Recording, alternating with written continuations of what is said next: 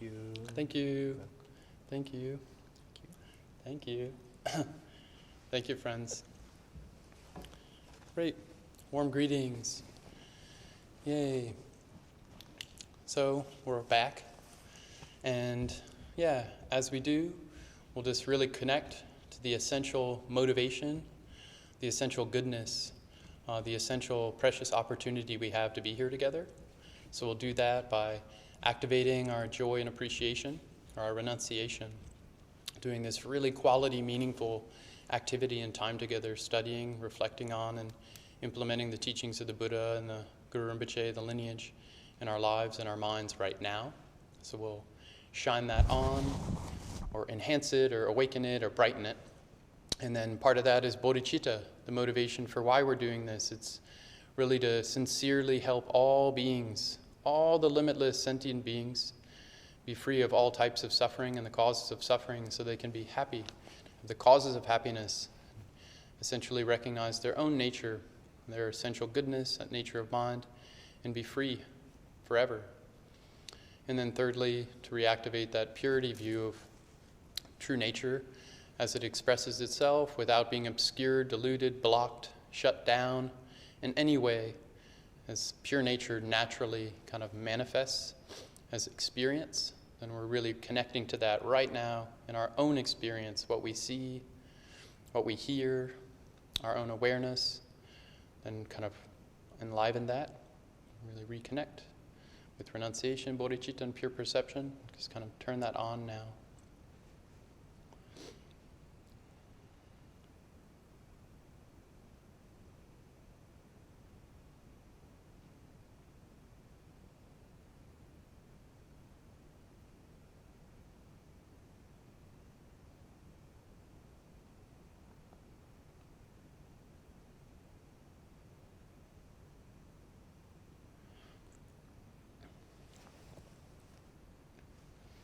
Thank you, friends. It's always a very special, privileged opportunity to get to reflect on the Dharma with you all. And in my own mind, I always see this as a personal reminder to myself.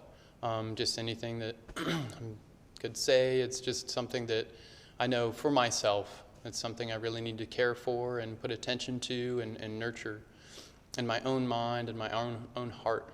So that's very valuable for me to have this opportunity to kind of dig into some things that are meaningful and personal to me, including, of course, Buddha Dharma, precious lineage teachings, and then to just kind of open up some inquiries for myself and for others. If you find them helpful or useful, then that's wonderful. And kind of like look at different precious aspects of the Buddha Dharma. So the title of this talk, which is kind of, I'm a little bit freewheeling today. It's something that I've been thinking about for so long, and just hadn't had too much time to really kind of formulate into some kind of a contemplation together. But the topic is humility and receptivity. How we face the immensity of the Bodhisattva's task. So humility and receptivity, how we face the immensity of the Bodhisattva's task.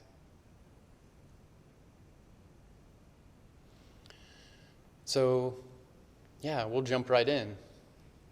The path is long. It's long.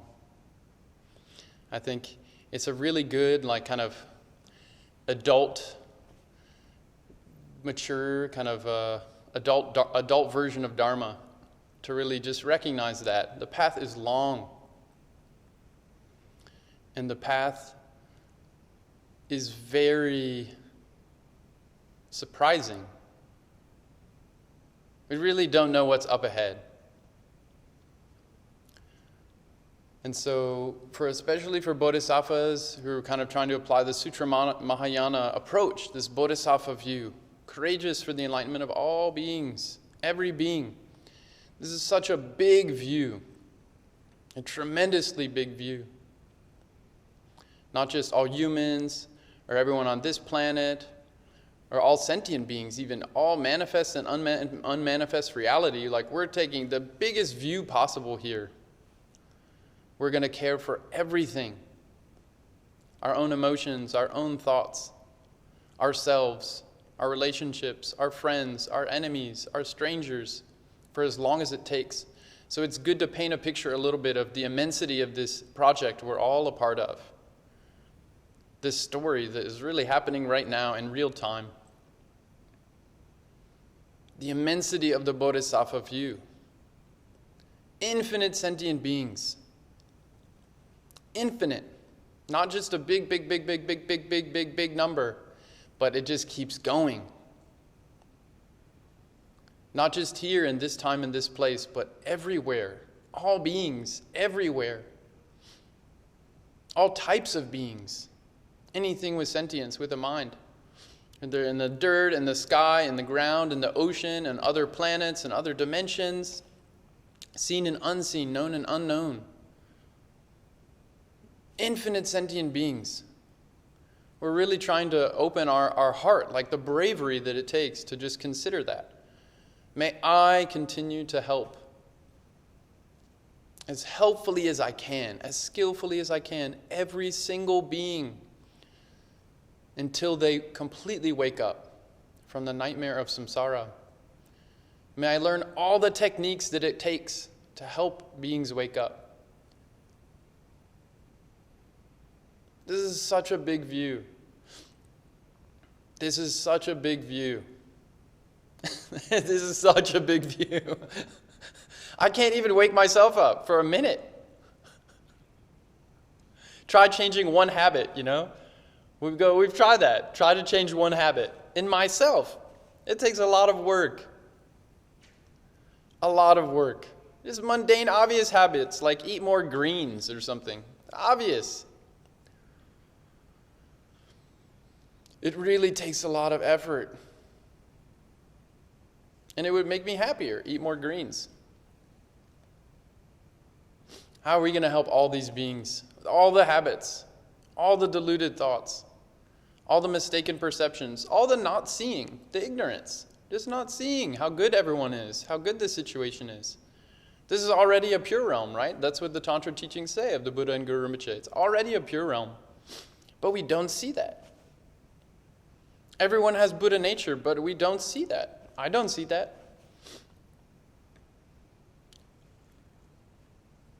But we're aspiring to try to see this. We're aspiring to always have joy and contentment, deep gratitude, deep appreciation, to see the goodness in others first, eventually to only see the goodness in others.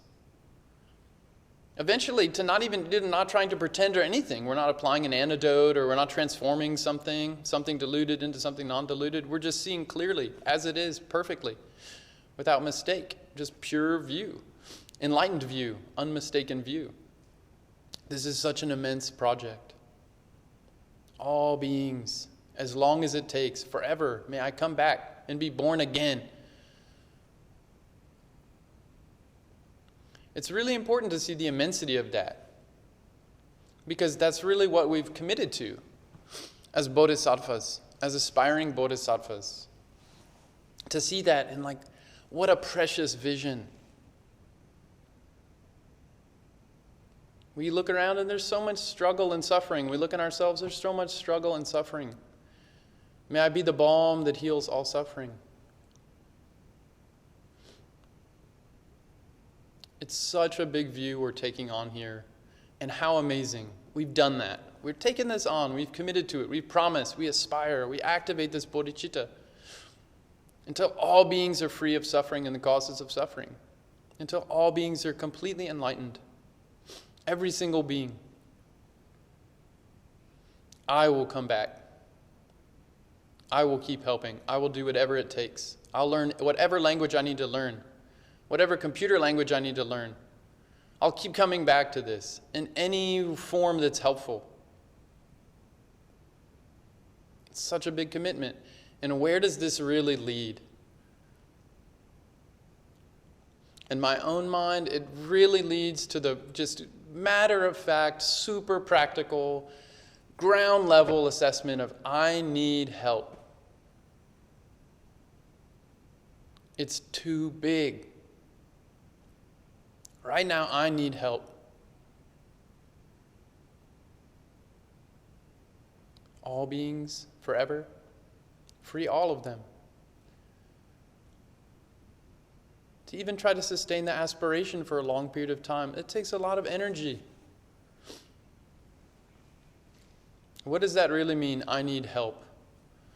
What I'm talking about in this is really a deep, heartfelt, genuine humility. What an amazing wish. To be whatever it takes, for as long as it takes, to help soothe all beings and have them be completely free. For them to wake up in their own way. For me to match that and to help that. What a beautiful, beautiful, beautiful aspiration. And I need help. Because I'm not awakened. I'm not even partially awakened. So this is deep humility. A really deep humility. What an amazing wish to have. What an amazing path to pursue, to walk step by step. So what is this really genuine, healthy humility? To face the immensity of the Bodhisattva's task. I made a little list that I was just thinking of in my head. What does this mean, really genuine humility? This isn't from like an official text or something, but just in my own mind. I mean, it's mainly inspired from Venerable Khenpo Rinpoche's, their book, Ceaseless Echoes of the Great Silence. It's a commentary on the Heart Sutra, Prajnaparamita, where they go through the 6 paramitas, which Venerable Khenpo Tsewang Dongyal Rinpoche went through very extensively, each of these 6 paramitas, and the 3 types of each of these 6 paramitas. He did this over months when COVID-19 first happened. And we're all in lockdown, and he took the opportunity to have a big, massive retreat mode for everyone who wanted to, for free. And he went through these 6 paramitas and the 3 aspects of each of the 6 paramitas. So this is largely inspired, kind of this list and this inquiry too, by that, by Rinpoche's teachings, and also by their book, Ceaseless Echoes of the Great Silence, by the Khenpo Rinpoches. So what is healthy humility? Healthy humility acknowledges that we're not alone. I'm not doing this alone. This is not all up to me. I didn't make these clothes. I didn't learn this language on my own. I didn't create it. In so many ways, I depend on others in the world. All the amazing things that others have already done, they've already figured out. They've already offered. I'm using right now.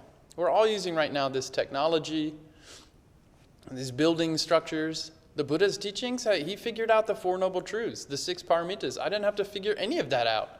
I just show up and then 4 Noble Truths. What are the 4 Noble Truths? Then I just try to remember them and apply them, but I didn't come up with that. I just totally received that as a present, the biggest present possible. Merry Christmas to me. It's so big. I didn't have to do any of that work. We all depend on each other and the world. We depend on so much. We are not alone. None of us is an island. That is a mistaken view. We might feel like that sometimes, but we're really together. We're really connected. This genuine humility sees that, really, I depend on so much. It's not all, I didn't do it all. Then this gratitude comes. So much gratitude for experience, for life. For what our parents have done for us, our siblings, even the difficulties, like these big opportunities to learn and go deeper. Humility sees clearly, wow, how amazing to get to rely on all this effort and ingenuity, and just a beautiful organic naturalness of complex life. Genuine, healthy humility recognizes life is complex. It's not easy, it's not simple. It's very nuanced. Humility really takes that seriously. Free all beings? So complex. Free myself? It's so complex. Wow. So there's an opportunity to have a wow moment there. It's so complex, so amazing how this all keeps going. And we didn't have to do anything. It just keeps going. That's really extraordinary. Genuine humility sees this is complex. It's not just simple cut and dry, black and white. This is really profound. Interdependence is very mysterious. And that's another indication of genuine humility. It doesn't try to resolve the mystery. It might try to get a little bit better orientation, so it's not so kind of like daunting or haunting or kind of too much, We can orient things a little bit, have healthy placeholders, get little footholds.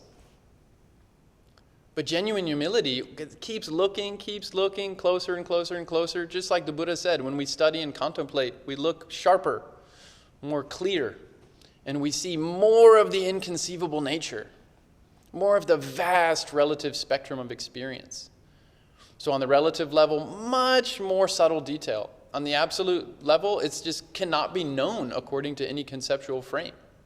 It's inconceivable according to any model. It doesn't work within duality mind. So instead of trying to resolve the mystery, we try to actually connect with the mystery and let the mystery inform us, open us, grow us, stretch us. And really healthy humility does that. The mystery makes the interest and the enthusiasm open more. Wow, all these beings, how can I help? How can I help you? How can I help me? All of a sudden it becomes a really big creative opportunity. And also really genuine humility is so practical. Really, what does that mean? How can I help? That's a really practical question. That's not just some poetic kind of pie in the sky view. Like really on the ground, how can I help? When my own emotions are tumbling and rumbling, and when other people are going through things, or just when life keeps happening, how can I help? What serves now? Genuine humility really checks into now, this time, this place, right now. That's where we can really that's where we have power to make an impact and to be impacted right now. It means we have to check in with right now. You right now, me right now. I have to check in with that. And it's there, it's available to do. My mind's here, my body's here. Other people, it's all this kind of, our local setting is right here waiting for us to care about it, to tune into it. Genuine humility wants to tune into instead of just reformulate everything, take over. Genuine humility softens and inquires, leans in.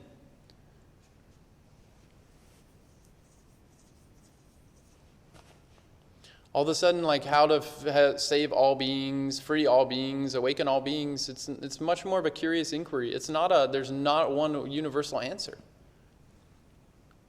It's always context sensitive. It's always specific to here and now.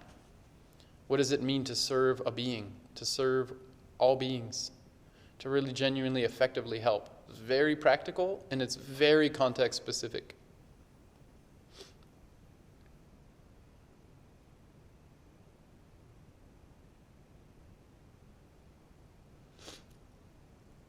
Genuine humility sees that, in my own mind, I have very specific limits.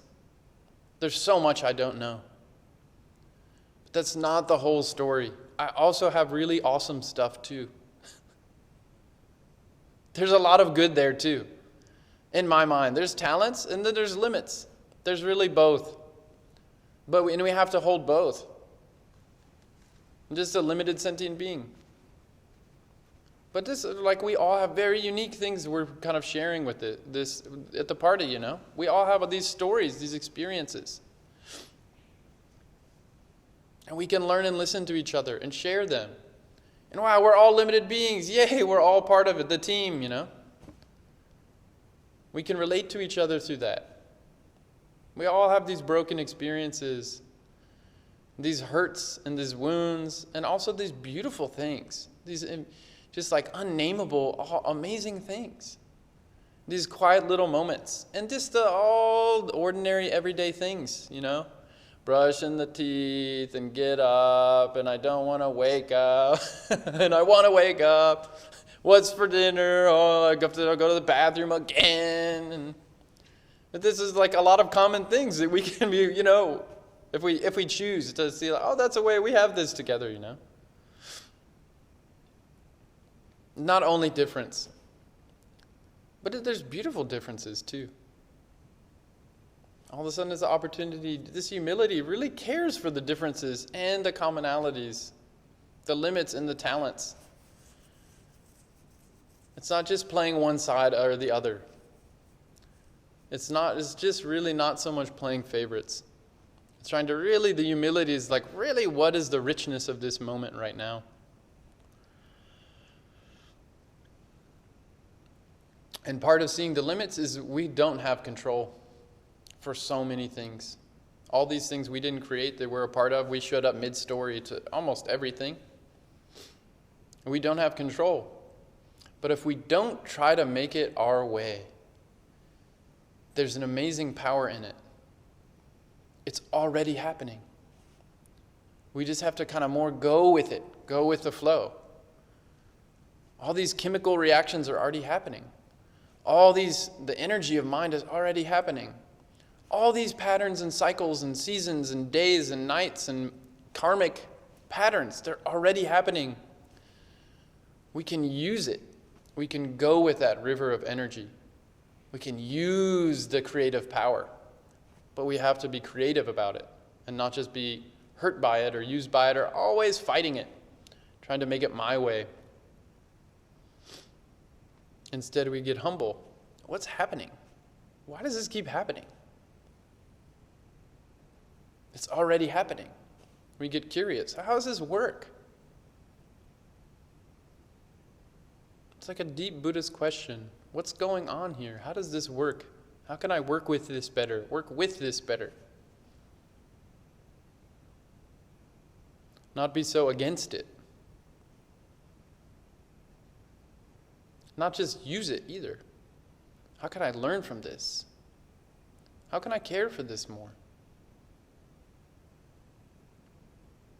How can I appreciate this more? Be respectful of this more? And it'll just kind of give back.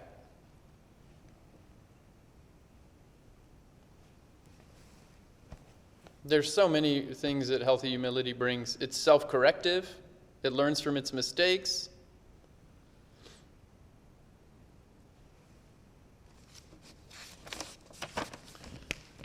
Humility keeps going.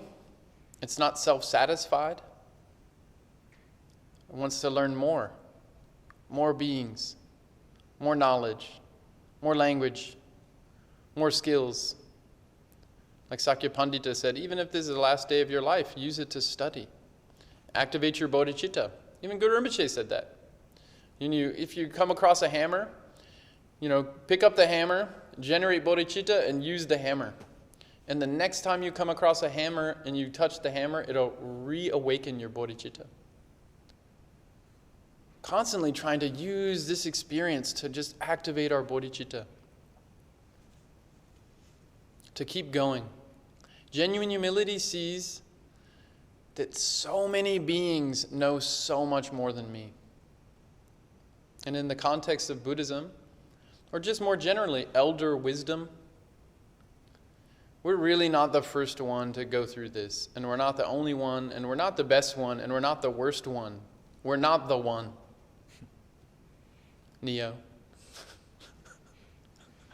We might think we are.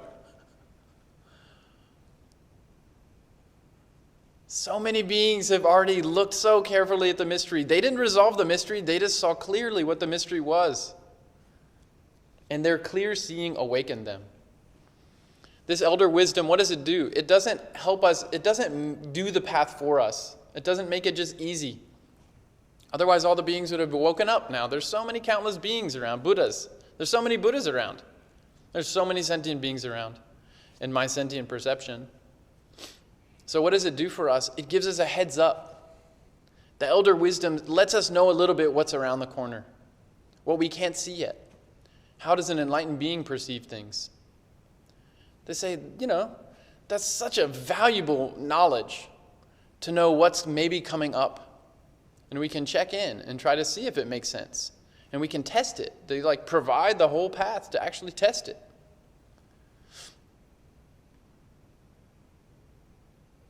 How amazing to have all this lineage wisdom and these living noble beings.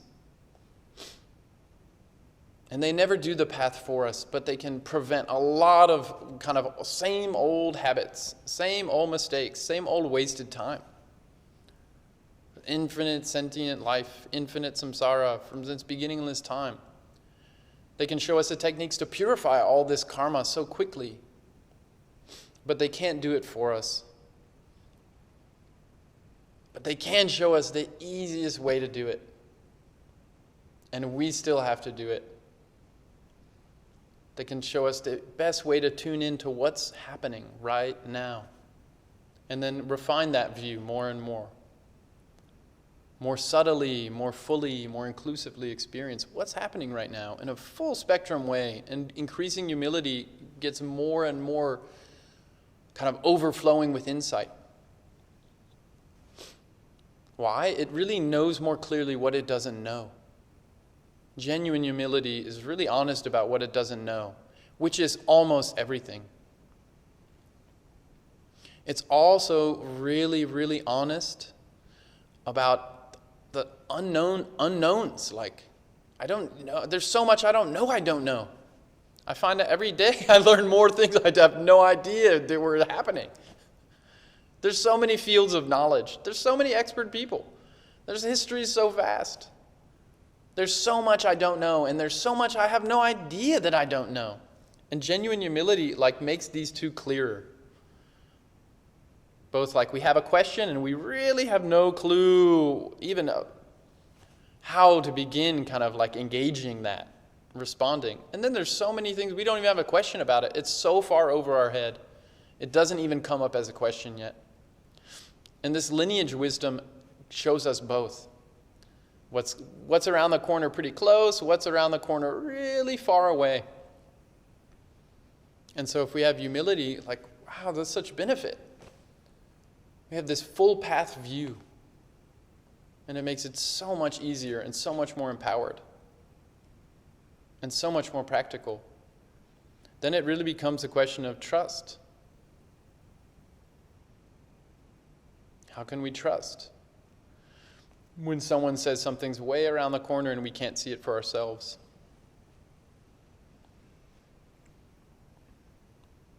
Really genuine humility makes us become more receptive to life. We're more available to be moved by life. And in secular terms, this is called to bear witness. We're more empowered to really authentically bear witness. Even if we can't do anything, we can just be with people. We can just be with the tragedy of life and the beauty of it and the horror and just in love. There's so many things to love in life. And we don't have to do anything. We can just be with it. We can just appreciate it. We can just suffer through it and be with it in that. We can just offer company, connection. Wow, this is really hard. Oh, this is so beautiful. We're opening ourselves to more of the variety of what's happening. That's called our field of karmic vision is expanding. We're seeing more clearly. We're including more interdependence. We're being moved by it more. And we're also tuning into how we're being moved. And if there's other ways we'd like to move with that flow, the river, that are more helpful, more empowering, more heart-opening, more clarifying, then we start to see those patterns more clearly when we're really humble. And all of a sudden, we tune in to others more. And we see, what might be a little more helpful in this situation? Just don't do anything. Don't say anything. Or give this gift. Or just be, kind. Just pray from a distance. Or just forgive. There's just, all of a sudden we tune into all these patterns. So many beings. And then when we tune in that way, it makes us so much more interested in their experience and their stories. And our personal story gets a little more ho-hum. I know my story pretty well. I mean, there's so many kind of distorted things I don't see about myself. But more or less, I know my, Dragpa story. When we start tuning in with others, wow, it becomes really fascinating. So many other beings, so many stories, so many experiences, so many insights that I don't personally have to go through in a way. They're also it's like elders.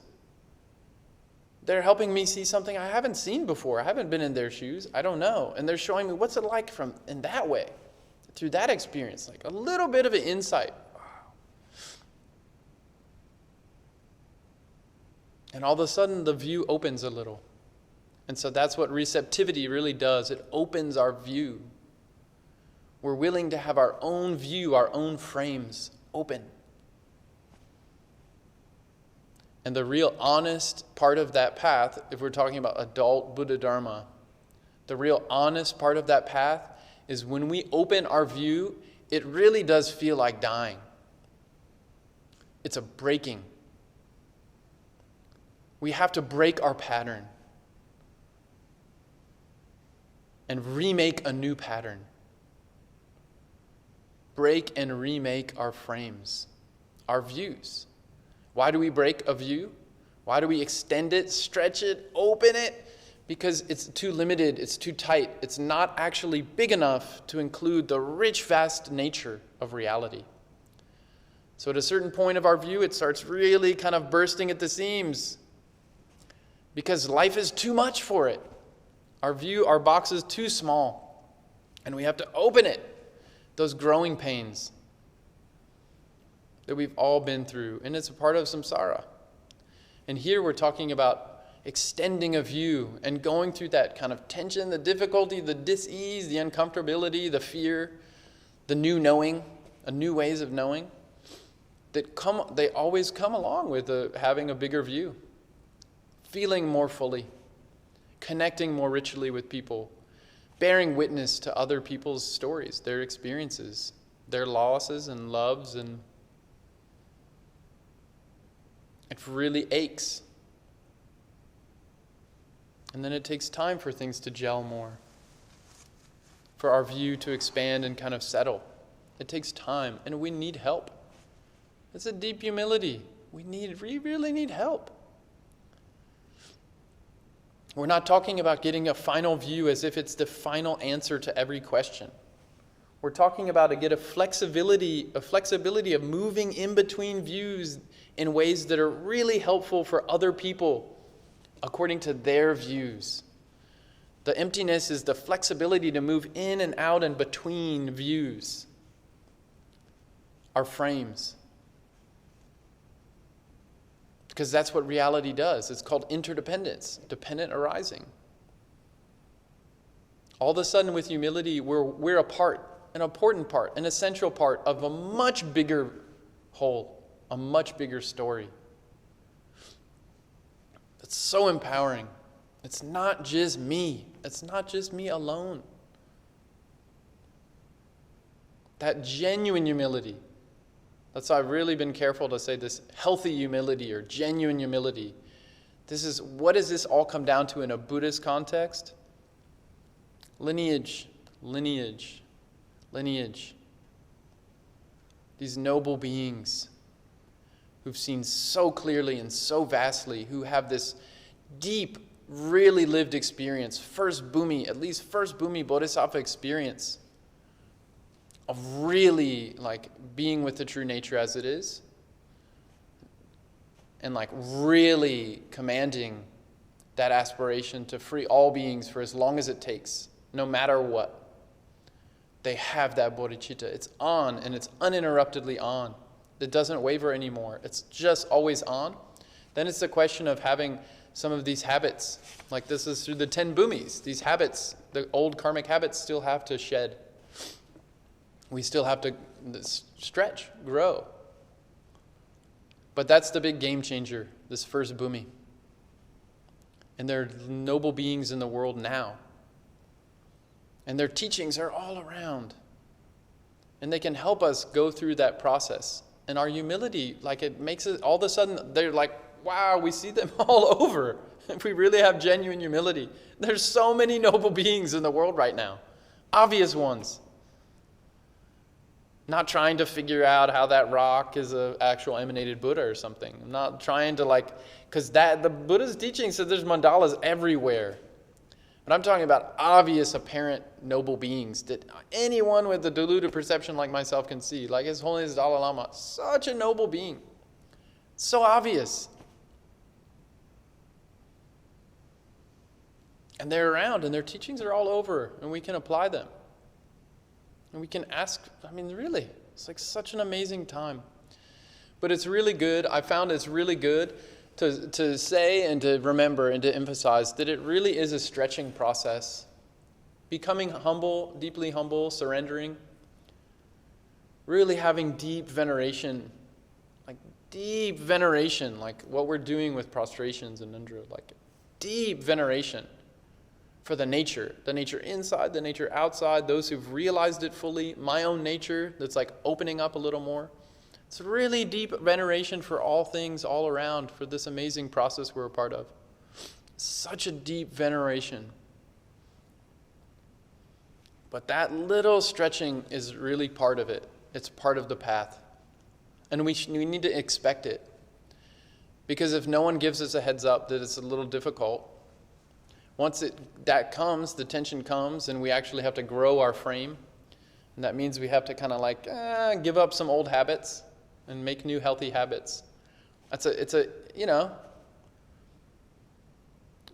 requires a lot of participation, doesn't it? It's a lot of participation.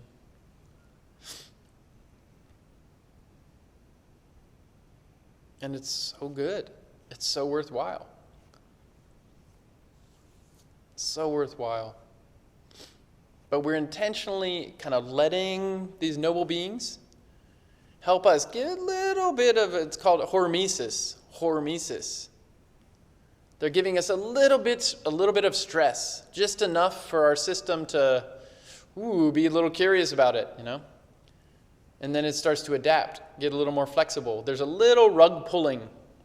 There's a little tension. And it's just in this Goldilocks range. It's just enough little friction that our system has to wake up. And our mindfulness has to turn on. Oh, what's going on? This is a little different. I'm not sure what's going on. It's like homeopathy. It's also, they say it's like that process is like when you exercise, it's like your muscles literally have to tear a little for them to strengthen more, to have stronger bonds. That hormesis process, if we get in a trusting relationship with a noble being, that's part of the process. They're going to give us a little bit that's a little beyond what we can handle, so we can grow, adapt, get more creative, juggle a little more. And what we're trying to do is get so much so that we can do that with ourselves. We push our own buttons. We don't let things get too stale and static. We remain constant and reliable and really genuinely humble and in reverence of life, of this process, the process of the path, not the contents of the path, not the visions and the experiences and the things, but the process, the unfolding, the opening, the insights. Not so much the what we're insightful about, but being in a phase of insight, being in an extraordinary seeing. The Vipassana itself, the point is to stay in Vipassana. It's not just to see stuff, it's to stay in Vipassana. That's the union of shamatha and Vipassana, to stay in insight all the time and to not get hooked up on any detail. To care for the details, but to not grab a detail. Because then we lock into a view, and then we can't help others according to what's the content of their story, of their experience. We kind of basically glue ourselves too tightly to certain frames when we need to have that flexibility to seamlessly kind of move in and out and be responsive to what is happening right now in real time with those we're around and with our own minds and our own hearts. Wow, we have this lineage. And there's by so many ways the Buddha taught, Jigme Lingpa taught, Satsum Lingpa taught. So many of these great masters taught how we can look into the lineage to see whether it's authentic or not, according to Bodhichitta standards. There's so many teachings they gave on this. How to test, what's a qualified teacher, what's a qualified student. And it's really worth engaging that. And also to re-engage it, because then we can reactivate our appreciation for these amazing qualified teachers that are around. We can really kind of bring that back freshly to mind, like, wow, what an opportunity to be able to apply their teachings. And when things get rubbed, things get a little tight, they get a little tense or something, to refresh and be like, wow, this is actually like such a big opportunity to grow further. That's why in these 6 paramita practices, the 3 points that really kind of like freshened in my mind that's really kind of around this topic of humility and receptivity is patience. Patience with hardships on the path. That's the second type of patience. The third type of patience is patience with the ups and downs of life. Patience with hardships on the path, knowing it's going to come. That process of opening, of inquiring, of staying fresh, it's very demanding. It really requires us to keep showing up. It cares about us that much. It really keeps asking us to participate. And it's so kind, because then it just matches us with however far we're willing to go. Then reality does that. It's kind of extraordinary how that happens. And these living teachers do that too. Patience with hardships on the path, and patience with the ups and downs of life. Samsara. As long as we're in duality mind cycles, then we're just going to bang around against stuff and lose things that we love and get things we don't want. It's just part of it. So and I'm not saying that's easy. Patience is a really hard one for me. That patience to be with it. The hardship, the ups and downs. The third part of the paramitas that really kind of struck me is when we get into the joyful effort paramita. Unflinching paramita, that's the kind of topic here. Unflinching paramita is not flinching with the immensity of the Bodhisattva's task. That joyful effort. We're going to keep going. It's so immense when you really get the impact of the immensity of that task. Don't flinch. That's the first type of joyful effort.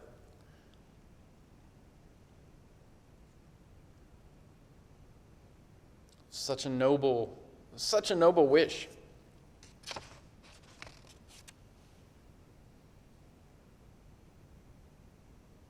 Insatiable, joyful effort.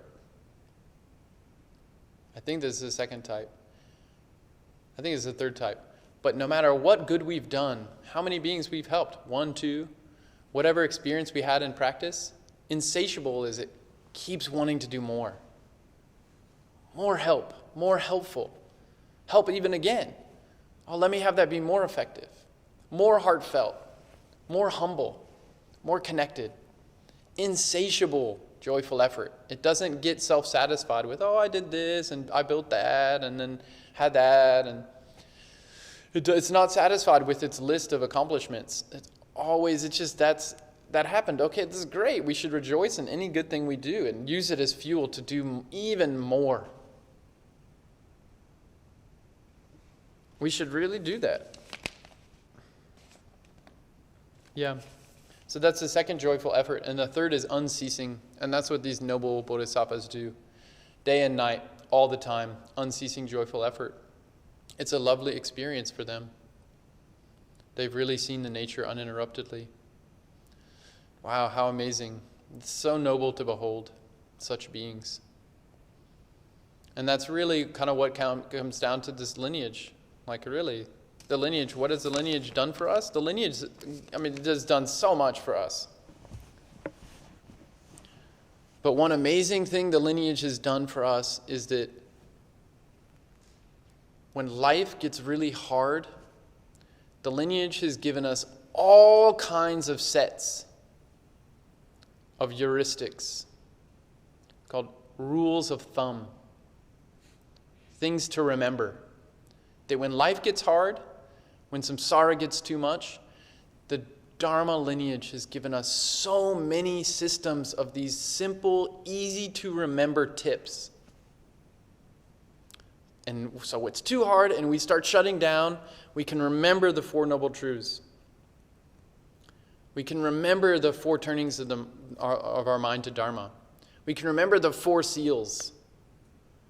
Sometimes the 9 jhanas. We can remember Bodhichitta. We can remember the 6 paramitas. And these are all complete systems. They're like in Longchenpa's Treasury of Pith Instructions. It's like hundreds of pages of all these complete exhaustive systems of how you can cut up the pie of reality into these completely 100% contained systems. And they're all these super easy to remember pith instructions. These heuristics, rules of thumb. And if we can remember them, study them some, make them a little bit kind of more easy to pop into our minds, then when things get really hard, we can have an extra handhold, right? It's like a good example is like if you're climbing like literally rock climbing, free climbing, no lines, and all of a sudden you get to a spot and you don't have a handhold or a foothold and you are stuck and your body starts freezing and the fear of death starts happening. What clicks on? 3 points of contact. Always maintain 3 points of contact. It's a heuristic. It's a rule of thumb. When everything else fails, the thing that clicks on. And the Buddha Dharma is filled with those. And it's just a treasure trove of all this practical advice that if we go into a few points like the Four Noble Truths, it's everything. It's the entire Buddha Dharma. And we didn't have to figure out any of it. It was all just given to us. The Buddha already taught this. These lineage masters have maintained this. It's still intact. Whatever simple rules of thumb help us now, it's all there. And if we really pursue even one of them, some Lojong slogans, some pith instructions we receive from our personal teacher, it's enough. It's a complete path. And we can really keep going with that for decades. This Ngondro practice is a complete path. Patrul Rinpoche did Ngondro 25 times and did all the accumulations. It said he did all the accumulations of Ngondro 25 times. It's a complete path. And we have all these ways that we can, like, if we get humble and we're willing to see the immense preciousness of the Buddha Dharma that we've received, then the immensity of the Bodhisattva's task becomes, it really kind of radically shifts something in our minds. And it can reawaken this courage that we can do this, that my nature is capable of this. This Buddha nature is there, and it's in everyone. And we have these paths, and we can test these paths. And we can use this moment right now to awaken and to really tune into what's happening around us and inside of us. And get really humble and really quiet and really caring. And really listen. Really receive. And that's what all these noble beings do.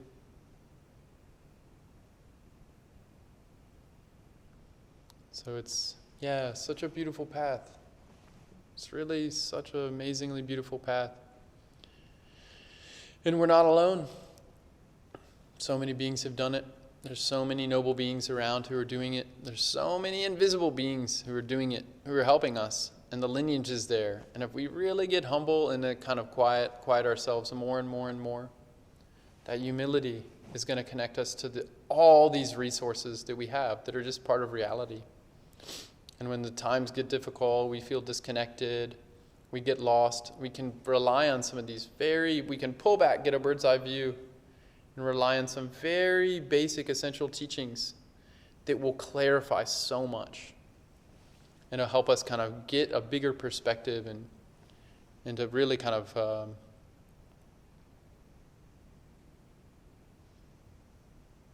open up in a soft way and not in a severe way.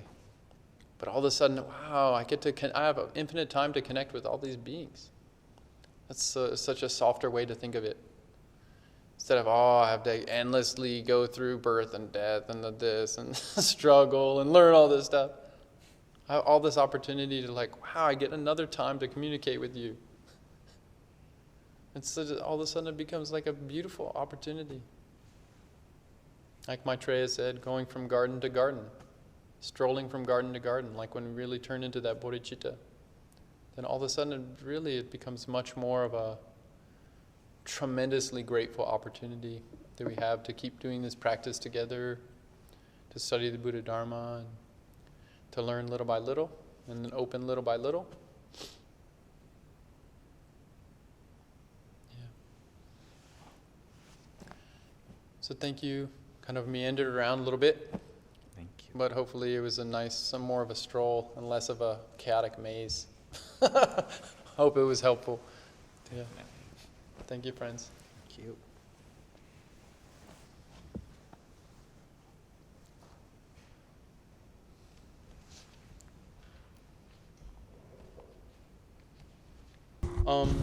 Just regarding humility and receptivity, something to also mention is that for one's own path, like if we're trying to consider our own path, how's it going? How's my path going? I think I've found that humility and our receptivity, our interest in kind of learning new things and seeing in different ways is a really easy kind of litmus test for whether our path is kind of like going in the right direction. And then similarly, if we're looking for some guidance for a teacher who's reliable, those seem to be two qualities that really are outstanding. Like that someone's genuinely humble and also really curious about seeing in new ways. And they're kind of tuned in to what's going on around them. And like with a lot of enthusiasm. So really receptive. I think those are two really clear, obvious indications that, just at the, very face level, that kind of to inspire trust, at least in the beginning for like further inquiry into like seeing if that's a trustable guide to rely on. Then thirdly, for humility, with the great teachings like Dzogchen, it's very like clearly said that the essential practice of Dzogchen is Guru Yoga, like we just did. And that's all about feeling a very close, warm, kind of sizzling connection to the lineage. Like a really humble, open, kind of willing to receive the lineage blessings. Really willing to connect to reality, the true nature. So that's a kind of strong point there, that humility and that kind of receptivity is really crucially important with these high practices, like Dzogchen, for example. And then fourthly, that I really don't see a way around humility. If we're really, talking about non-dual, kind of waking up, if we're talking about wisdom and seeing clearly, supreme seeing the way it's talked about in Buddhism, like non-dual realization, then a deep humility will let us really clearly see like how demanding that process is of being in a moment of wisdom is one thing, but sustaining that moment as a meditation that integrates with all aspects of your life, that really requires a lot of supports, a lot of relative supports. So we really have to connect in with a lot of skillful means. At that point, we have to be humble to receive that support and cued in to like actually really pay attention to the support, the feedback we're getting from life, from our experience, to actually maintain that open view. And then even these noble beings who are maintaining that view all the time, then the question of humility and receptivity is constantly tuning in to the skillful means that are going to be most effective to helping beings right now.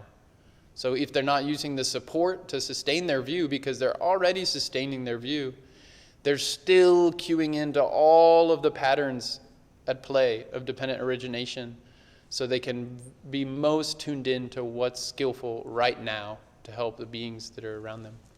So I thought to say that quickly. Thank you.